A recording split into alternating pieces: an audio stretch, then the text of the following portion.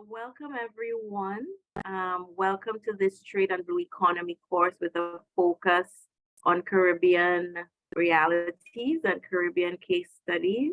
My name is Dr. Jani Remy, and I am the director of the Sridas Rampal Center for International Trade Law Policy and Services.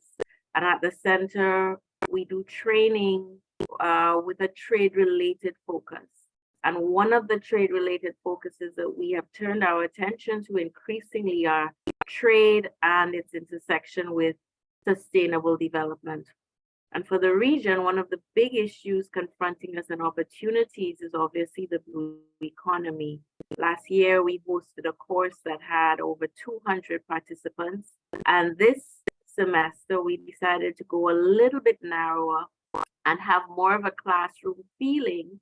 And luckily, we have the support, and this was actually commissioned by the UNDP, which is operating a program on the blue economy in the Caribbean with a focus on Barbados, Grenada, and St. Vincent and the Grenadines.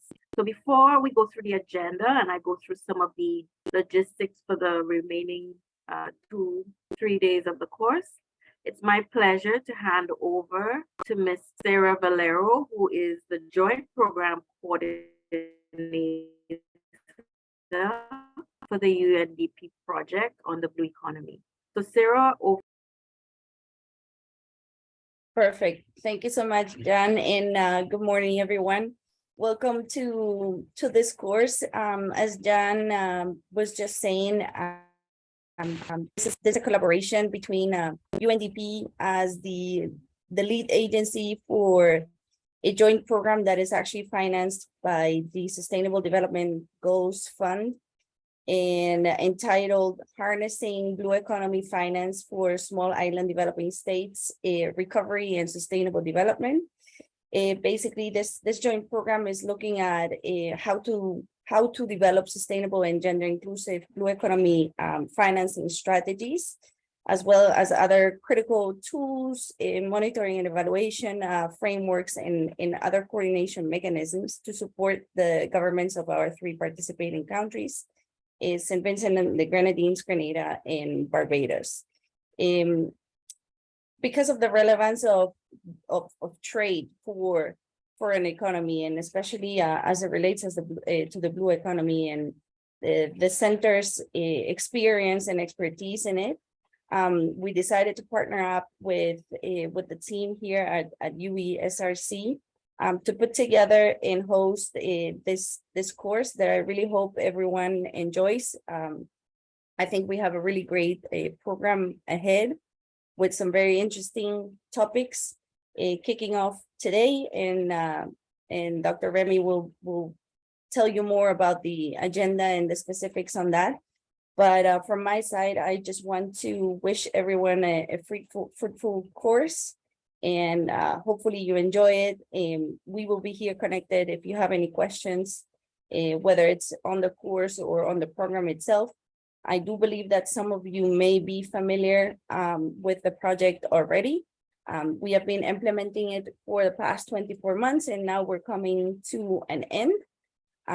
As part of the development of the blue economy, we did have a mandate on supporting capacity building activities, which is basically where this course would fall under. But that being said, I don't want to take up too much from the program. I think there's topics much more interesting than giving you an overview of the program. If you do want to know more about the project itself, I'm happy to discuss that with you. So you can reach out to me over chat or over email. We'll make sure to send you the contact information so you can do so. Other than that, just again, good morning and thank you for joining the course. We hope to see you all 3 days, and I look forward to it. So back over to you, Dr. Remy. Thank you so much, Sarah, and for all your assistance and support in putting this together. Let's turn really quickly now to the actual course and some of the logistics for your for the information. Welcome to all of you. Let me start with that. When we peruse the registration list, we see people from Antigua and Barbuda. And if you're from any of the countries I'm hollering, you may want to put your hand up, or if you want to open up your video so we can see you. This is not a requirement, but I think it would be nice. Or you can put some indication of where you're from. I see some people actually already putting that in there. There is a direct interdependency, we know, between the state of the ocean and economic sectors like fisheries, coastal tourism, and maritime transport.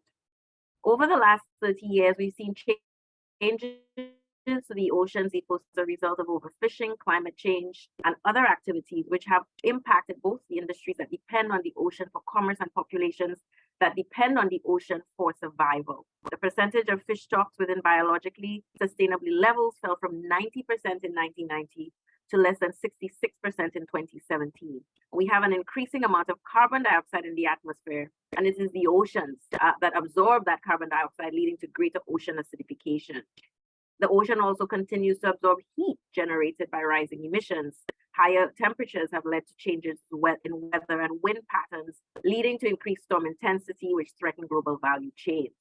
So that's by way of background to why this topic is so important and why it's gaining all of this attention, not just at domestic and regional levels, but increasingly internationally. There is an entirely new impetus around the blue economy, which I understand is not an accepted term in terms of even international regulation, but it is receiving attention from the UN in terms of the Sustainable Development Goal number 14, a UN conference held last year in Lisbon. Many of the region's organizations like the UNDP have dedicated programs to the advancement of the blue economy. And even some countries represented here have entire ministries and master plans around the blue economy. At the University of the West Indies, there's a new center of excellence in oceanography and the blue economy based in the Five Islands campus. So if you didn't understand or really comprehend why you're here, I hope that background infuses you with all of the excitement for this course of why this is such a key topic, not just in its own right, but thinking about the existential threats that we face in this region due to climate change. And the goals of this course are diverse. You will learn more about the blue economy, its conservation, development, and protection and management. And that will be the focus of today's class, or today's two presentations, and I'll explain what has changed with the agenda shortly. You will also look at the legal and governance frameworks that affect and impact the blue economy and the ocean economy. That will be the focus of tomorrow's presentations, and precisely how the trade rules intersect with the blue economy. And finally, on day 3, we will look at some of the issues relating to the commercialization, as well as the social and economic dimensions for the Caribbean region of the blue economy. So I hope you're really excited. Speaking to you over the next 3 days, and so I will just only briefly introduce them, but their full biographies are included in the documents that were sent, and I will share them again in the chat. To get certified for 3 days, you will have to attend most of the sessions, and that would be 90% of the classes, and participate in the discussion. For that reason, as I mentioned before, for those of you who didn't hear, we are asking that you please sign in with the name you have registered for this course with, so that the SRC administrative assistant for the course, Mrs. Clausel Ford, can check your attendance. If for any reason you have to be late or you cannot attend the session, please get in touch with us directly, and we will try to facilitate your participation by sending you the recording of the session. You have interactive as possible for your enjoyment and better learning experience, and so have asked each of the lecturers to incorporate at least 3 discussion points that we would ask you to have a discussion with them around during or at the end of their sessions. You have before you a list of the sessions that will take place over the next 3 days. Unfortunately, today, Mr. Yuvan Bejudar, who is a senior advisor to the General at the WTO, has indicated that he has been called into meetings with the Director General today. So we will have to reschedule his presentation to tomorrow, which means that tomorrow we may go a little bit over time, and today we will go a little bit under time. very, very sincere apologies for this change. We tried to make adjustments to the schedule, but as he only made this request 2 hours ago, we were not able, unfortunately, to make any switches with the other speakers. So I will remind you at the end of today's session that we will end early, but tomorrow ask you please if you can allow for an additional 40 or 45 minutes so that we can hear from you, Van, who is the Director General's senior advisor, and it would be great to hear from him and hear his perspectives being at the WTO and seeing the blue economy emerging as a trade issue there. I know we already are 20 minutes into the session, and I don't feel too bad because, as I said, we have a little wiggle room at the end today because Yuvan wouldn't be able to come. But I do know that we have our first speaker, Mr. Phil McGowan, whose bio you have, who is ready and rip-roaring to go. Professor Philip McGowan is a professor of conservation science and policy at Newcastle University. And I omitted to mention that Newcastle University is another one of our co-hosts of this course, and Dr. Andrea Wilkinson, who is a co-facilitator, will join us tomorrow. Professor McGowan's interest is in research that can inform global policy on biodiversity and especially species conservation. We thought he would be excellent to open the course so that you get a macro view of what is at stake in terms of the blue economy, as well as the efforts to conserve it before we went tomorrow into the deep dive of how it is regulated. So unless there are any comments or questions from the audience, anyone has a question that is a burning to ask? No? Okay, I will encourage you to turn on your videos. I would encourage you to ask questions and put your hand up so we can have an interactive session. But without further ado, let me invite Professor McGowan to open up the course and speak on understand the basics of the blue economy, looking in particular at resource conservation and management as fundamental requirements for a healthy blue economy. So over to you, Professor. Thank you very much indeed, Jan, for the introduction and also the invitation to contribute to this very important and very timely short course. So as Jan has said, I'm going to talk about a little bit about understanding the basics. And my particular interest here is in looking at the global policy landscape. So what is the framework within which we are trying to consider and manage and develop policy for the blue economy? As Jan has mentioned, blue economy, it is used in some circles and contexts and not in others. But the fundamental principle of trying to ensure that we are not overusing our natural resource and therefore declining the resource on which the blue economy is based is pretty fundamental through a number of global policy frameworks. So just before starting, a little bit about me so that you have got a sense of who I am. I'm a professor of conservation science and policy here at Newcastle in the northeast of England. I chair our Sustainable Development Goals Committee, which indicates just how important Newcastle considers this integration of biodiversity with all of the other goals in these 17 goals in the SDG agenda. I co-direct our university's Centre for Climate and Environmental Resilience. And outside the university, I chair IUCN, which is the International Union for the Conservation of Nature, which is an intergovernmental organisation that has observer status at the UN General Assembly. They have a task force that's been looking specifically at targets for this new global biodiversity framework that I'll be talking about. And I co-chair the Association of Commonwealth Universities, Higher Education and the SDGs Network. And the Association of Commonwealth Universities, the board, delegates one person from the board to be the champion for each of its network steering committees. And we're delighted that just recently, Sir Hilary Beckles from UE has become the new champion of our higher education and the SDGs network. Personally, I've got some experience of working in the West Indies, particularly with colleagues on Trinidad, developing a Powie Trinidad piping guan, as it's internationally known, a Powie species recovery strategy a decade ago. And that's a critically endangered species from the northeast of the island. Newcastle itself has quite a long tradition of working with colleagues throughout the Caribbean, and we are in discussions at the moment about deepening and broadening that relationship. And we've got potentially, hopefully, be coming out to pilot or scope out potential for a project looking at part of what I'll be talking about here in Grenada, and also, as Jan said, looking for ways that we can support the new centre for oceanography and the blue economy that's going to be established, is being established in Antigua and Barbuda. So hopefully we'll be coming out later in the spring to explore those. So moving on to look for some global policy context, there's probably three global policy processes or instruments that are very important at the moment. The UN Framework Convention on Climate Change is clearly one of those.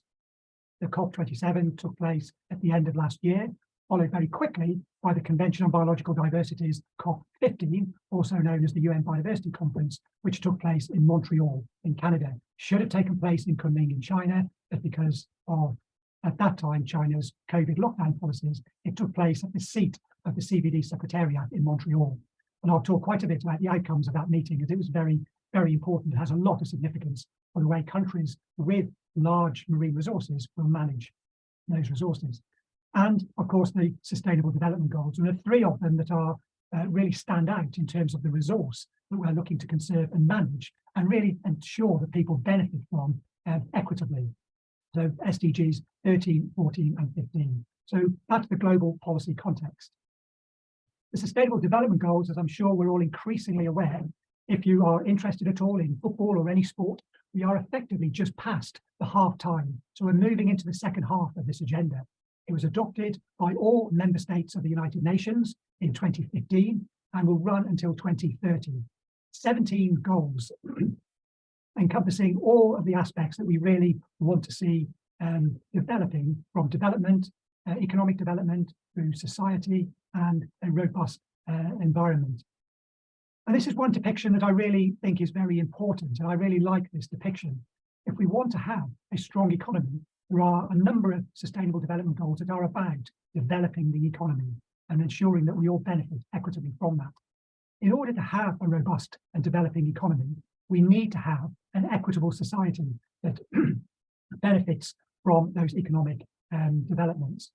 And it's much easier to have an equitable society that sees very few inequalities, is balanced, is just, and people are not suffering from hunger or from poverty if we look after our biosphere. So there are 4 sustainable development goals concerned with the biosphere. Goals 6, which is all about clean water and sanitation.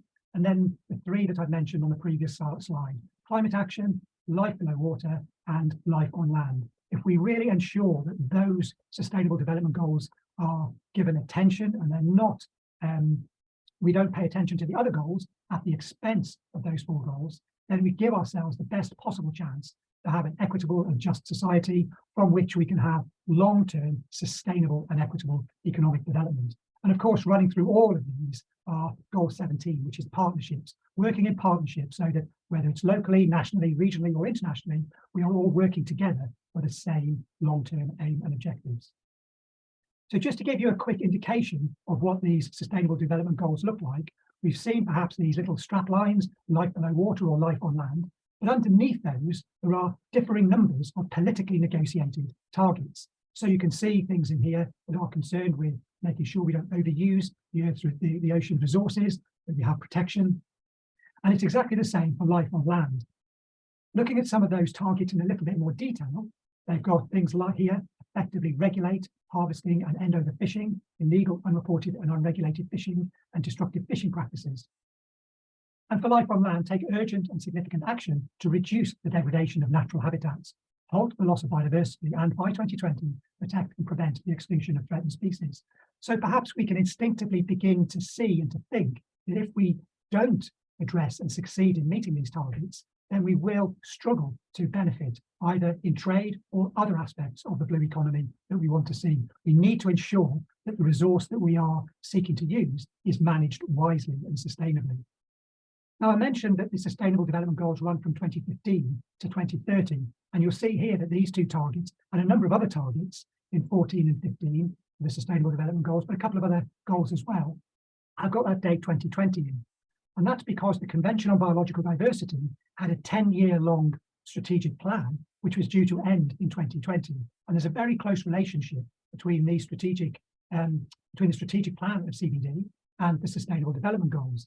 And there's clearly an intention that whatever replaced the Convention on Biological Diversity's strategic plan, which finished in 2020, would then relate to the Sustainable Development Goals. So we wait to see how those political discussions take shape, but we have finally it's delayed because of COVID, got a replacement for the CBD's strategic plan. So where those dates 2020 are, we've got new goals and targets that we can hopefully read in to try and achieve by 2030. And I'll go through what some of those are.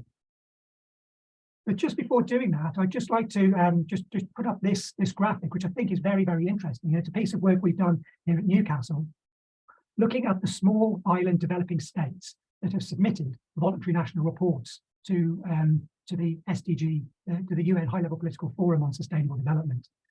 So what I think is very interesting here is that and they're color-coded, the bar charts are color-coded according to the goals at the bottom.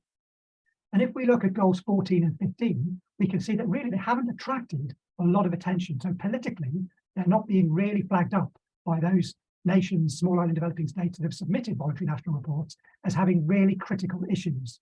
So the issues that are seen as much more significant are around hunger, they're around quality education, they're around reduced inequalities, and clearly concerned with climate action and concerned with peace, justice, and strong institutions. There's relatively little on biodiversity, and particularly relatively little concern for life below water.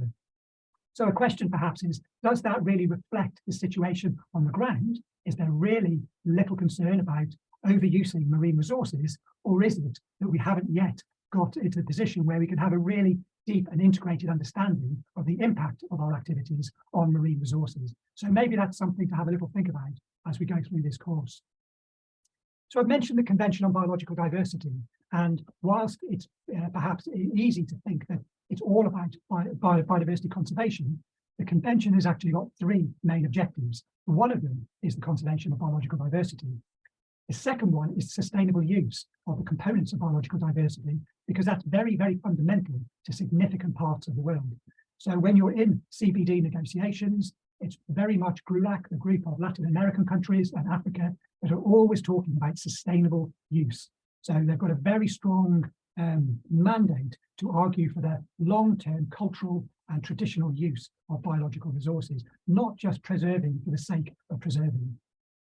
And finally, a long-running issue has been the fair and equitable sharing of the benefits that arise. And it's particularly historically been out of the utilisation of genetic resources, but really it doesn't take a great deal to see that there are many other aspects of biodiversity use in which we need to ensure that the benefits are shared equitably. And it's not just between countries, but also within countries. And perhaps, again, that's something that we can think about with the development and the sustainable management of the blue economy. Are those benefits being equitably shared?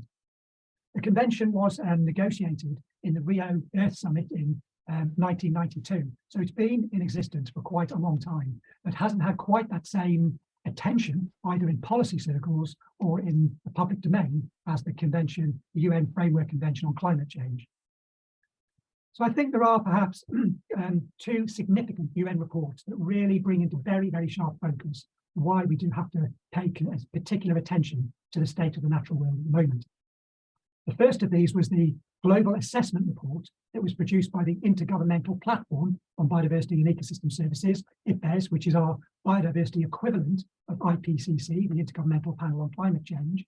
And there are a couple of headline findings from that. There are many very important findings, but a couple of the headlines were that using the IUCN Red List, which has documented 40,000 species are threatened with extinction, they've extrapolated to consider for all of those taxonomic groups that have not been assessed for their extinction risk, there may be up to 1 million species threatened with extinction at the moment, which is a huge number. That attracted a lot of media attention around the world.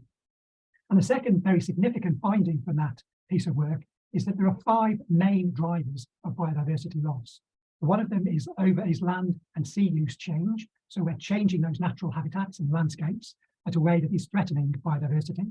The second one is direct overexploitation, so overfishing perhaps, overharvesting, and other ways in which we are just overusing species directly.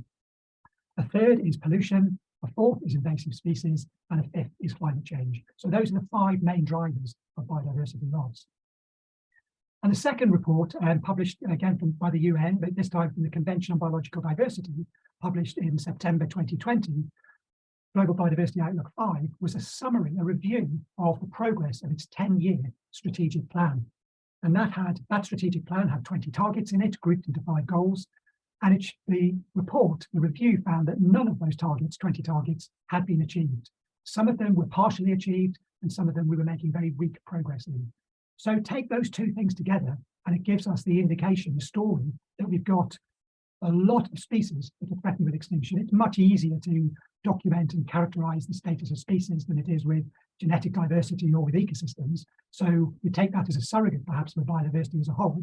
So biodiversity is very threatened, and global efforts to conserve biodiversity don't seem to be stemming that tide of loss.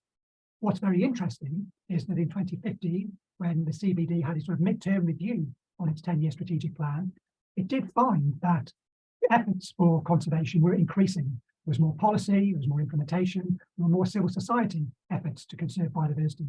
Those were all increasing, but the pressures on biodiversity were increasing at an even greater rate. So that meant that overall, biodiversity was deteriorating. So just to indicate what those key messages were, you've had these slides. I'm not going to read through all of these in detail, so you'd be very welcome to have these slides and read through these in detail subsequently. But the four main messages were really getting to grips with the fact that these direct and indirect drivers of change have accelerated during the past 50 years. There's a very strong feeling that nature can be conserved and meeting other global societal goals. So thinking of the SDGs, they can be met, but we need urgent and concerted efforts that foster what is currently talked about quite a lot, transformative change. So perhaps again, as you go through this course, think about ways in which we can meet these biodiversity conservation goals, whilst also meeting the development and livelihood needs that the blue economy seeks to provide. So the Convention on Biological Diversity, I'm just going to show here a couple of quotes. One is from its strategic plan, which I've just touched on, that Global Biodiversity Outlook 5 opens with this very striking and I think powerful statement. Humanity stands at a crossroads with regard to the legacy it leaves for future generations. Biodiversity is declining at an unprecedented rate, and the pressures driving this decline are intensifying. None of the HE biodiversity targets, that's the name for those 20 targets that I mentioned, will be fully met, in turn threatening the achievement of the Sustainable Development Goals and undermining efforts to address climate change. So that's a stark statement. And in opening the Biodiversity COP15 in December of last year, the UN Secretary General, and there's a link here when you get the slides, made a really, really powerful statement. We're waging a war on nature. Ecosystems have become playthings of profit, and we need a peace pact with nature. Those were the sort of phrases and clauses that were in his address. Very powerful indeed. So that again perhaps sets a little bit more of an emotive context to what happened in Montreal last December. But I'm just going to really draw attention to the first of these lessons, and greater efforts to address direct and indirect drivers of biodiversity loss. So that, for example, considering integrated and holistic approaches to planning and implementation, and greater interaction among government ministries, economic sectors, and society generally. Those things are very badly needed. Part of the reason why we didn't really make the progress, that we wanted to with the CBD's last strategic plan. So where are we now? Well, the Convention on Biological Diversity adopted this new framework in December, the result of 4 years of negotiation. Should have been 2 years, but with COVID and people not being able to meet, it was 4 years. So CBD has the mission, the vision of living in harmony, humans living in harmony with nature by 2050, so that biodiversity is valued, conserved, restored, and wisely used, maintaining ecosystem services, sustaining a healthy planet, and delivering benefits essential for all people. That's the vision. So instead of having a long list of 20 different targets, it's now got a very clearly 4 separate outcome goals. I put in just the one here for biodiversity, and supporting those goals, there are now 23 targets that we really identify the particular action that needs to be taken in order to achieve those outcomes. So it's quite a nice framework in stating what it is we want to see. So do bear in mind that as I go through some of this material now about this global biodiversity framework, it has all been politically negotiated. So delegations from all of those UN member states, apart from the United States and the Vatican, have contributed to these negotiations. And thinking of the Caribbean, there's a colleague from Antigua and Barbuda, the Ministry of Environment, who has been part of the COP15 Bureau, so had an amazingly difficult job, carried out fantastically well of chairing a lot of these negotiations and the contact groups and the working groups that actually had to come to agreement. So the document itself is 11 pages, runs to 5,000 words, and is definitely worth having a look at. And I'll put when I've spoken, I'll put the link in the chat to have a look at. So there's three sort of main sections to this. The first section is a group of the preamble, and I'll mention a little bit about section C in a moment. That's really giving the context or the key part that many people see, which is the vision, which is the global goals and the global targets. So what are those outcomes we want to see by 2050, and what are the targets of the action that we want to see by 2030, at which time there will be a revision of the targets. Do we need different targets to try and achieve those goals? But the goals are now set up until 2050. And then finally, quite a bit of work in the last three sections on how are we actually going to achieve all of this. Not surprisingly, these were some of the stickiest points in the negotiations. So I mentioned that goal C, thinking of the considerations, and these are issues that came up time and time again. And rather than put some of these phrases into every single goal and every single target, they were agreed as fundamental and underlying, if you like, principles. And there's the link there to the Global Biodiversity Framework. So it does show that the contribution and rights of Indigenous peoples and local communities are fundamental to the achieving these goals. It's recognizing that we've got very different value systems around the world. The framework will only be achieved by a whole of government or a whole of society approach, and national circumstances and priorities and capabilities have got to be taken into account. Not all countries, not all parties to the CBD are equal in terms of their resources, in terms of what their priorities are. Everybody has a right to development. Human rights are fundamental, and we really need to consider much more significantly intergenerational equity. So those are all fundamental considerations of this framework. So looking here at the goal for biodiversity conservation, it's framed in, there's three parts to it, really looking at what a lot of people consider the three levels of biodiversity. One of those is ecosystems or habitats, the other is species, and the third level is genetic diversity. So there are particular considerations, and thinking of species, which is where my particular interest and expertise lies, there's three components. We want to try and make sure that species do not go extinct. We want to try and make sure that we've got fewer threatened species. And we want to try and make sure that we're not putting all of our attention towards threatened species. And so that those species that are native and wild in all of our territories are increased to healthy and resilient levels. So the targets that have been adopted to try and achieve the four of these, goals of the convention are, there's 8 targets concerned with reducing threats to biodiversity. There are 2 concerned with meeting people's needs through sustainable use and benefit sharing. So that's the second and third objectives of the convention. And the third, which has got most targets, is really trying to look very comprehensively at tools and solutions for implementation and mainstreaming. And I'll talk a little bit more about those in a moment, because I think they may well have a lot of significance for other aspects of the blue economy as we think of it more holistically. So just quickly then to go through some of these targets. These are the 8 targets for reducing threats to biodiversity. 1, 2, 3, 5, 6, 7, and 8 are all concerned with reducing those 5 drivers of biodiversity loss. 1, 2, and 3 all to do with the way that we manage our land and sea, and then 5 overexploitation, 6 invasive alien species, 7 pollution, and 8 climate change.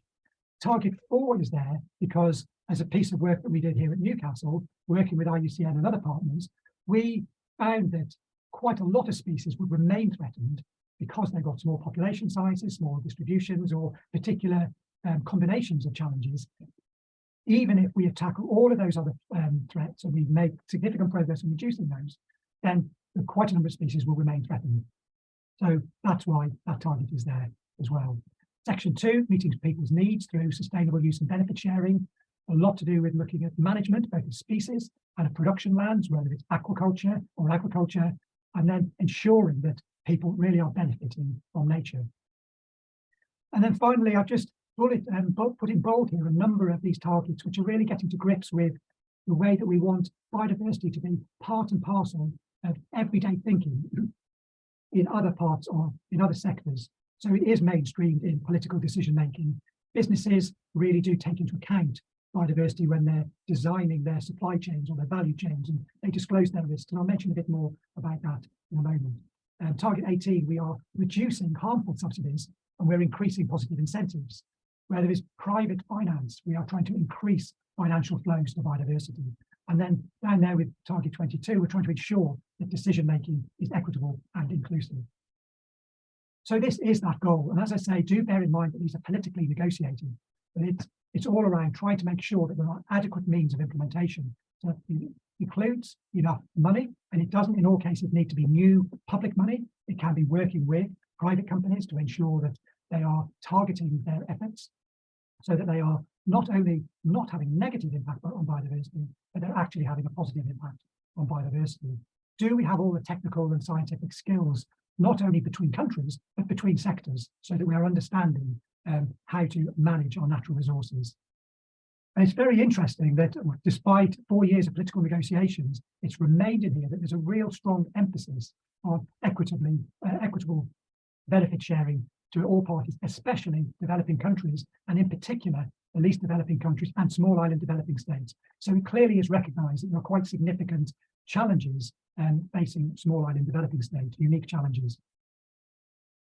So looking at one of those targets, there's quite a lot of words here, but I've just put in bold a bit at the top. So it's taking legal, administrative or policy measures to encourage and enable business, and in particular to ensure that large and transnational companies and financial institutions, and then do all of those things necessary. It's all to do with disclosing their risks, their dependencies, and their impacts on biodiversity, providing information that's needed to consumers. So the call here is for parties, for countries, to try and either mandate, if that is acceptable, or if not, to try and encourage and enable business. And this was an issue that was quite hotly debated at COP15, with some countries, and indeed many big multinational businesses, that actually wanted this wording to not have at the top encourage and enable, but they wanted to be mandate. They wanted there to be a requirement for big companies to transparently disclose their risks, dependencies, and impact on biodiversity. If that did happen, that would transform the way that we can actually monitor and assess and understand the way that all of those sectors that are involved in using biodiversity are actually having an impact on it. But anyway, that's one of the targets that is there to be pursued. Target 19 is all about the level of financial resources and trying to ensure that that really does significantly increase. And I put there in bold at the bottom, under significantly increasing domestic resource mobilisation, facilitated by the preparation and implementation of national biodiversity finance plans or similar instruments according to national needs, priorities, and instruments and circumstances. So that's really asking countries to make sure that there is a biodiversity finance plan. So this part here is the public side. And then over here in the same target is really trying to work with private finance so that there are perhaps new mechanisms of getting private finance and businesses that have a lot of financial impact to leverage that finance so that they can have positive impact on biodiversity. Can we stimulate innovative new schemes such as payment for ecosystem services, green bonds, biodiversity offsets and credits, benefit sharing mechanisms, and ensuring that there are environmental and social safeguards? So there's quite a lot in here that we should really, all parties have got to be paying attention to, and they will be reporting on in their next national report to CBD in 3 or 4 years' time. Interestingly there with E, which is partway down, looking for ways in which we can optimize co-benefits and synergies of finance targeting both biodiversity and climate crisis. If there's the Intergovernmental Platform on Biodiversity and IPCC have produced a common workshop report, which is really a very first high-level look at bringing together all of the synergies. There's clear recognition now that we cannot tackle these two crises in isolation. We've got to tackle them together. And indeed, we can make a lot of progress if we do tackle them together. So just thinking of some of the ways that these might be monitored, and there's quite a lot of work that still needs to be done here, but it's just at the moment, and maybe worth thinking, do you think that these targets are adequate for the sort of, these indicators are adequate for the targets that I put up? So, for example, target 15, the number of companies reporting on their disclosures of risks, dependencies, and impact, and their impact on biodiversity. And that little asterisk there means that whilst there's great political desire to have that as a target, as an indicator, it's not yet been developed. So there's work underway on developing that. And that will be discussed at COP16 in the second half of next year. And then target 18, looking for development of positive incentives and looking at the reduction in harmful incentives and subsidies, or to reduce those or phase them out completely. So those are some of the indicators, and have a look at those and just mull those over and see that those asterisks there for a couple of these indicators really show that we're moving into quite new territory here. We haven't really got the ways of measuring, linking these finance or other impacts of business and the way business operates actually on biodiversity. It's a very new area, not only of policy, but also of academic, scientific research. So something quite new is being developed here. But if we do want to tackle the underlying pressures which are developed here, a piece of work that we've developed here at Newcastle, which might begin to give us ways that we can get into some of these other targets and looking at where finance is going and how business is having an impact. So we've taken data on threatened species from the IUCN Red List. We've looked at the threats that are causing the declines, again from the IUCN Red List, and worked with other colleagues to get the extent of habitat of particular species. And as those particular species are all threatened birds, mammals, and higher vertebrates. So we've developed this metric, this species threat abatement and restoration metric, that will effectively allow, if we want to see a reduction in species extinction risk as our goal, so that species outcome in the outcome goal, it'll allow us to begin to see which of these targets we need to address. And the paper there was authored by 85 people from 65 institutions, and it's across the world, across academia, government, and intergovernment agencies. So a truly collaborative piece of work. And it does finally give us the way of looking at a big strategic level. If we want to achieve a particular outcome for species as a whole, what are the targets that we need to tackle? So I'll come down to the Caribbean in a moment with examples, but I'll just give you the global picture that we know from this, that there are 5 countries which contribute a significant amount of that global risk. So it is perhaps those countries that we might expect to be biodiversity rich. So Colombia, Brazil, Mexico, Indonesia, Madagascar all have a significant contribution to reducing overall global species extinction risk. And there are particular threats which are, if we can somehow make those more sustainable, they will have a big impact on reducing the extinction risk facing species. And it's all to do with the way that we are managing our land. So whether it's harvesting for timber or whether it's annual or perennial non-timber crops. So agriculture, so having a significant impact. And if we then look at 3 Caribbean countries, we could see that it's not always the same pattern. So annual and perennial non-timber crops are a significant part of the significant contributor towards threatened species in Barbados, and even more so perhaps in Jamaica. But in Trinidad, it is invasive and other problematic species that are the biggest impact on species extinction risk. So it does allow us now to really have a look at the spatial landscape scale and look country by country what those threats are and where those threats are having their impact. And then if we look particularly across the Eastern Caribbean as a whole, we can see that across the Eastern Caribbean as a whole, it is invasive and other problematic species. They are the biggest cause of species extinction risk. Climate change and severe weather is also emerging there as a significant risk. And we can begin to see from the map on the right-hand side where those threats are. So the darker shades, so the darker blue, across the whole of that Eastern Caribbean region is where there are more risks. So we need to have a look, blow those back up and look in a little bit more detail to have a look at those Caribbean nations one by one. But that gives us an overall picture of where those threats are. So what does all of this mean? All of this means is that when we've identified these landscapes and seen what those threats are, we're able to work with particular partners or particular sectors. We'll be able to see how they can have an impact on reducing threats to biodiversity. So in the example here, it could be that philanthropic investment might decide they want to help eliminate invasive species, and that would make a significant and quantifiable contribution towards reducing extinction risk. Indigenous peoples could have more autonomous areas, reducing unsustainable logging. Private finance could transform commercial agriculture.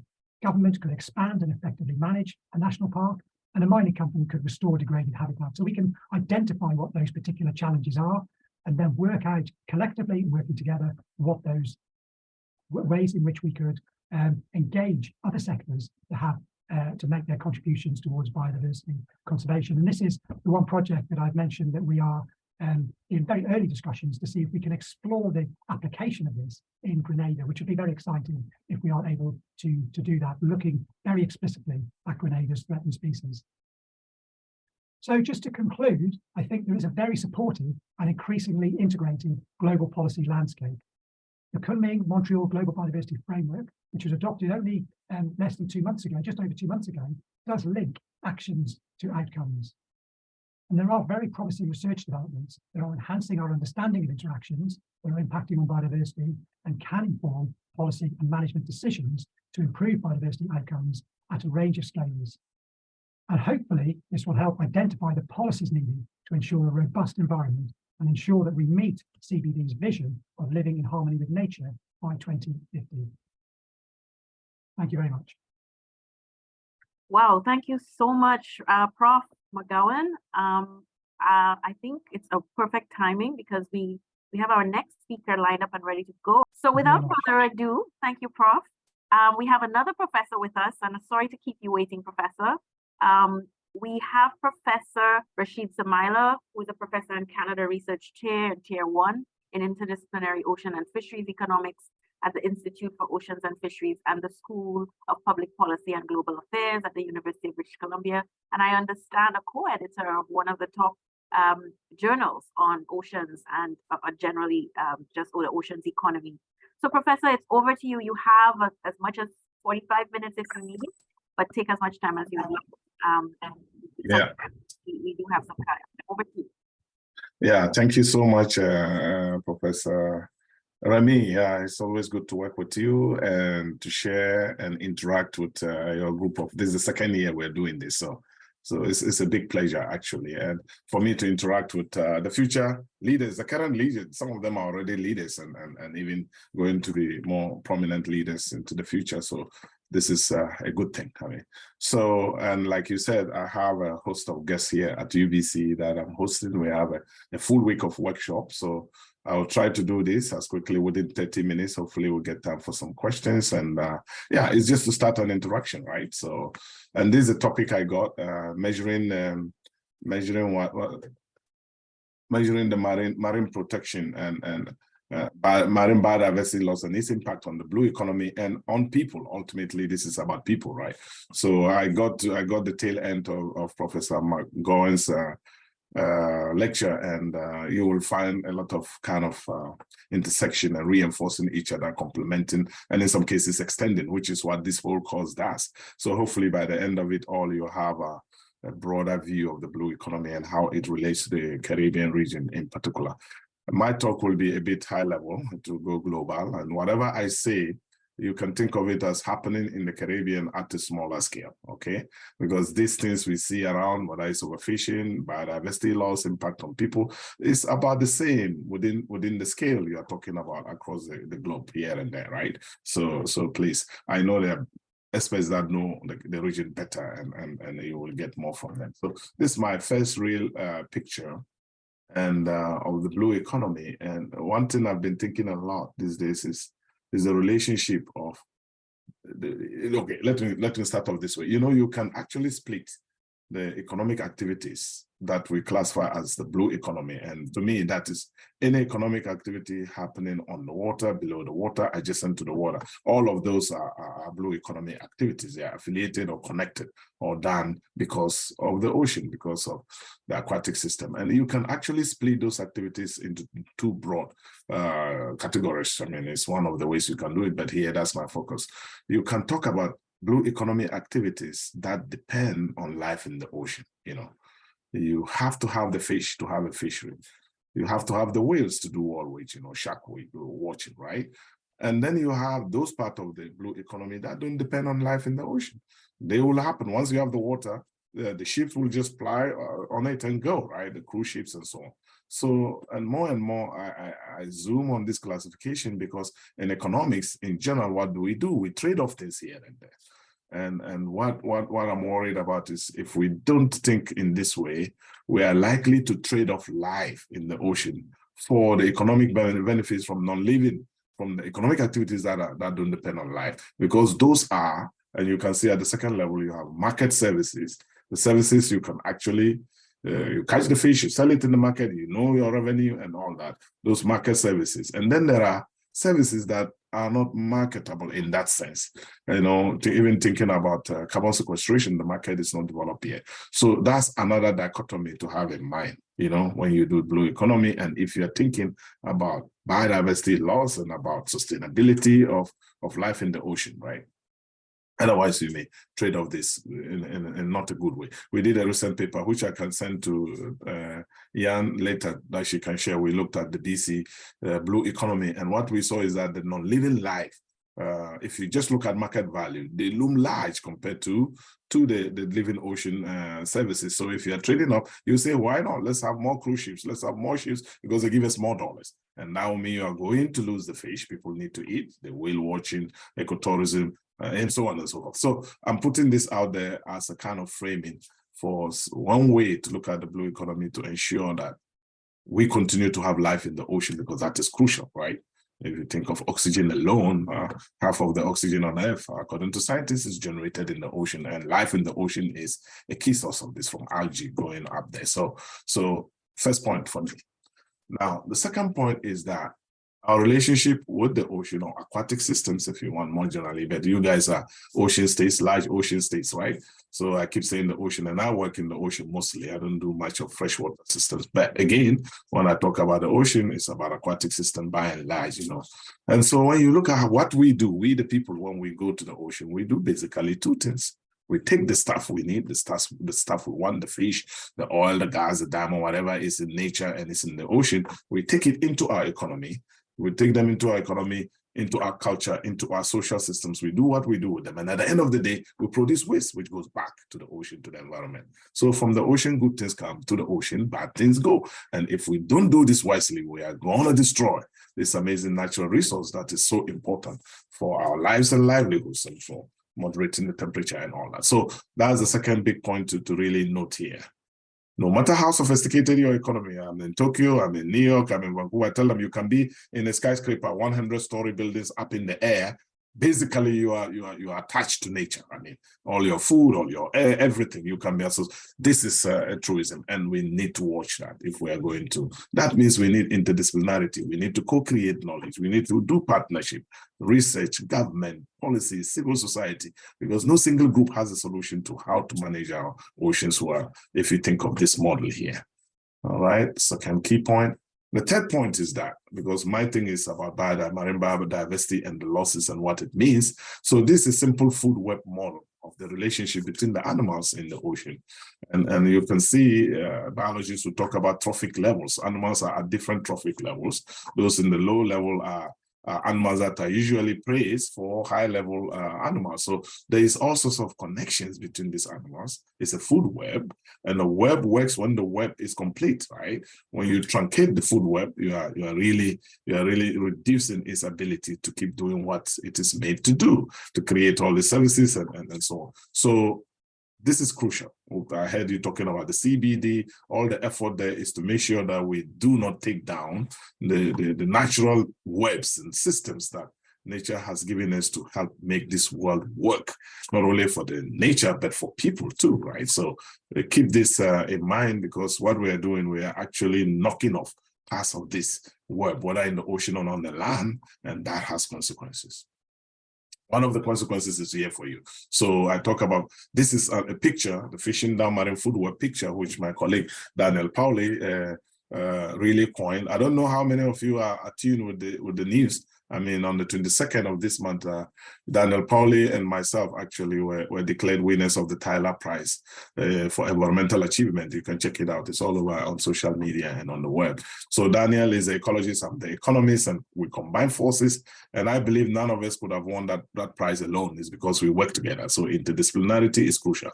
And he came up with this idea that looking at the data, what we, the people, what we do is if you go into an aquatic system, we take first the big valuable fishes, then the next big valuable fish, and then it goes on. And you see you are shrinking the size of your fish, and the quantity is also, we're taking too many mummies and juvenile fish, right? So that is the big overfishing thing, truncating the food web, taking too much, both juveniles and adults, has its consequences, fishing down. Not only that, we are also banging on the habitat, right? The bottom trawlers. You can see here, if you see my Keza, this is time, right? And more as we move, we are actually taking down the habitat of the fish. You cannot have a sustainable fishery like this, right? No home, no animal, right? We know how difficult it is for our homeless brothers and sisters around the world, right? So that is what you do when you take down the biodiversity. And the consequences is on the people. This gentleman here is saying, is that all the shrimp I get? I just came back from Singapore. I was in Indonesia and Malaysia in the last 6 months or so. And we go to the port and you see people trying to sell fish. In Malaysia, I went to Langkawi Island and I went to the fish market. I like doing that. I saw this lady buy the table. The fish, I wanted to take photos. I couldn't. It was so pathetic to see the quantity and the size of the fish. Is this virtually nothing? They're scraping the bottom just to keep going, which is unfortunate, right? Only a few decades they were catching lots of fish like all parts of the world. So this guy says that all the shrimp I get. And the lady down there, that's an example of what we see more and more, environmental refugees, right? You know, I tell people, even the fish, they follow the cooler water. They don't stay in hot water to get boiled down. And human beings, we don't sit down and die. When conditions are difficult, we move. I say this in Europe. West Africans jump on the boat trying to get to Europe, right? Half of them sink and our hearts sink with them. They get to Europe, all the problem. If we don't make this planet livable for people all over the world, wherever they are, that is going to happen. People don't, no walls can stop people, right? I tell them in the US, you know. So this is about people. Ultimately, we all have to work to stop the biodiversity loss, because otherwise it's a huge price to pay, frankly speaking. And we're seeing it already with climate change and all that is happening. Now, let's talk about more of the consequences of the biodiversity loss. This is a picture of the total catch we take from the ocean. And like I said, you could plot this for just Caribbean fisheries and you see a similar pattern, right? So this is data from the FAO. They started collecting this data in 1950. And you see in 1950, the estimate is that people took 10 million tons of fish out of the ocean. Then it started zooming because of population growth, income growth, demand goes up. And then recently, we're seeing that actually the rise in the catch is not happening. In fact, there's recent data shows it's declining, the total global catch. Now, if you are an economist and you see this, you start saying, hey, what's happening here? Is it because we are lazy, we don't fish harder, or is it because the fish in the ocean is being depleted? So to answer this question, we plot the equivalent, you know, this one, the picking started, right, where the rise stops. Now, what we do is we then plot the effective power we take to catch the fish. This is the machine and people. Fishing effort is essentially the machine power and the people power you take out to catch the fish. People measure this in different ways, fishing days or boat size or whatever. But the main thing is the amount of energy you take out to catch the fish. And when we plotted this, the effective effort is actually zooming. So we are going out harder and we are catching less on all the same fish. If you're an economist, you jump on your chair. There's something wrong here. So all this extra effort is actually not bringing in anything, right? Why? Subsidies, that's another topic. I won't get to go into that. So there you go. And when you see this, you start really worrying. No increase in catch and the zooming effort. Clearly, your catch per unit effort is not increasing, it's actually decreasing, which means your economics is getting lousier and lousier. Right? So that's the consequences. No fish in the ocean. You can go out with the biggest boat possible. If there's no fish, you can catch no fish, right? You know, this is one simple truism. It's so difficult to get through politicians. You know, we want more fish because our people are hungry, but there's no fish. It's nature that gives you the fish. You take care of the fish or you don't have it. You know, you can do fish farming. That's another story. And it's also not straightforward and easy, right? So that's that. So this one, very simply, this is a whole paper. I'm just giving you a few slides here. This is our picture of the amount of profit that global fisheries are making. The more red you are, the more losses you incur. You can see on the key here. So the yellow part is like wash, neutral. If you are this way, you are losing lots of money. And if you are this way, you are making money. You see some countries, Brazil actually turned out very well in Latin America. The Caribbean countries, yeah, yellowish, so you are not losing a lot, but you are not making a lot thereabout, right? But you see, you look at West Africa, Nigeria and Ghana, they are not making any money, and you go on and so we put this picture as that's the current situation. Overall, the world is getting negative profit from fishing, mainly because of subsidies and other reasons, which is not good business, right? So that's the consequences of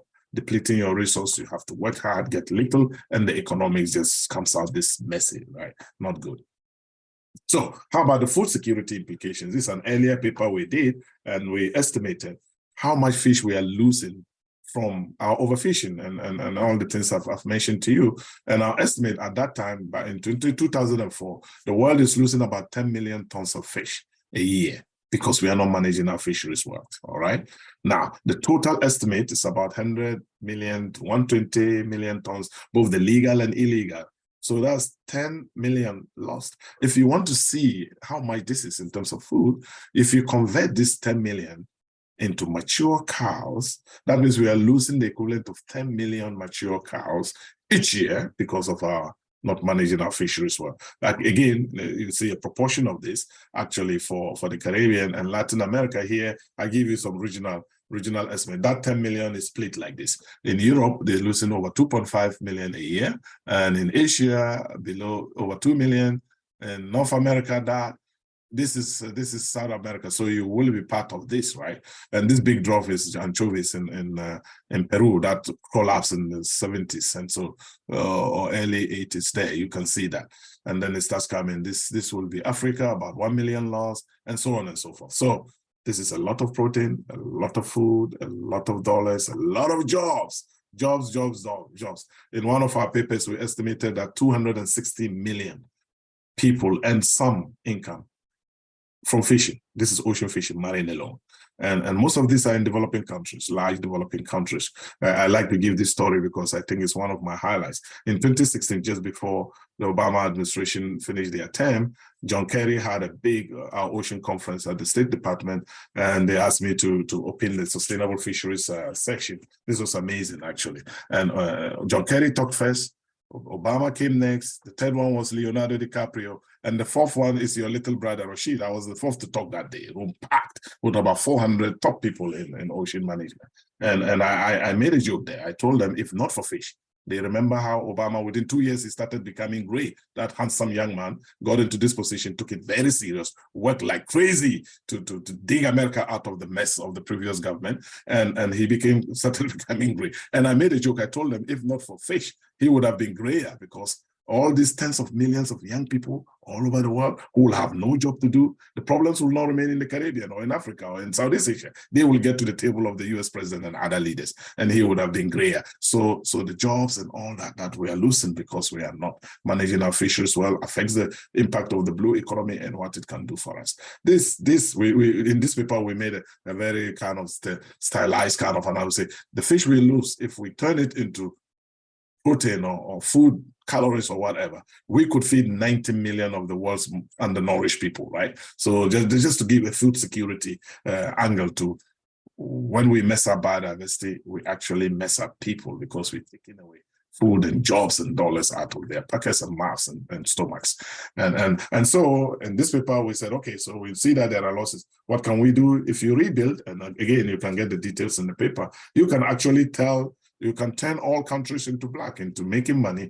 If you rebuild and you manage it wisely, we can have this, including in the Caribbean, right? So there will be more fish and more dollars and more jobs for people. And that, I think, should be one of our goals. And some countries are making a big effort. The US is actually one of the leaders in rebuilding. Canada is pushing now. I don't know in the Caribbean what is the goals there, but you can get the fish to come back, at least to some extent, and that can improve the economics and therefore improve the contribution to the blue economy, which we all want, right? A sustainable blue economy. This is my last slide. I told you I'll go very quickly. So this is to put things in perspective. And this again applies to the Caribbean. If you come into your waters, you see all these elements. We have the ships and the cruise ships and all those things plying the waters, bringing in goods that are useful to us. The key thing is, if you want to have a sustainable economy, blue economy, if you want to have infinity fish, which is the title of my recent book, by the way, that is fish forever, and therefore infinity fish gives you infinity value, actually, right? Mathematically, if we can do it, we can achieve that. That means you have to have smart shipping that does not mess up the life in the ocean, right? And your system has to be inclusive. You have to be inclusive. You have to have everybody, boys and girls, men and women. You have people of different indigenous people and others working together.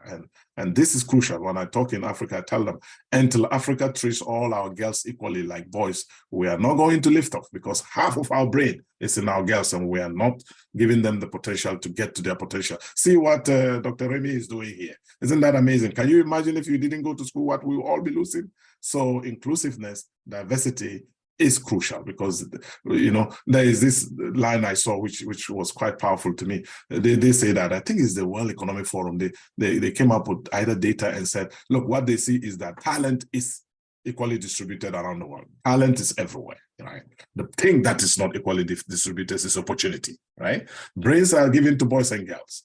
And if society doesn't give girls or other groups or blacks or indigenous people that opportunity, is a big loss. I really mean it. The best ideas don't come only from Harvard. It can come from one little girl from the Caribbean or from Asia or Latin America. Let's get off all our brains. So inclusiveness is important. You have to harness renewable energy. We have to get away from this CO2 pumping. Otherwise, we'll soon have to become fish. As the sea level rise goes, your city suddenly becomes a river, right? You become fish to survive, or you're a human being and you're in trouble. So that is important to do. And creating jobs, reducing poverty, ending hunger. This is all part of the Sustainable Development Goals.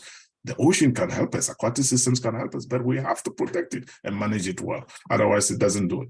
And definitely we have to protect our coastal communities and coastal systems from the impacts of climate change, which is already happening, and so on and so forth. Illegal fishing, we should have zero tolerance for that, because they take away and mess up our management. How about marine litter? Oh my God, the plastic, right? One paper says that if we don't watch it, they will end up with more plastic in the ocean than fish. Can you imagine how that's how scary it is? So this is my last slide, and I hope I've given you some little things here and there that, together with all the other lectures, hopefully will give you the tools to go out and protect the aquatic systems of the Caribbean, so that can also support life and livelihood of the people of the Caribbean. Thank you so much for your attention.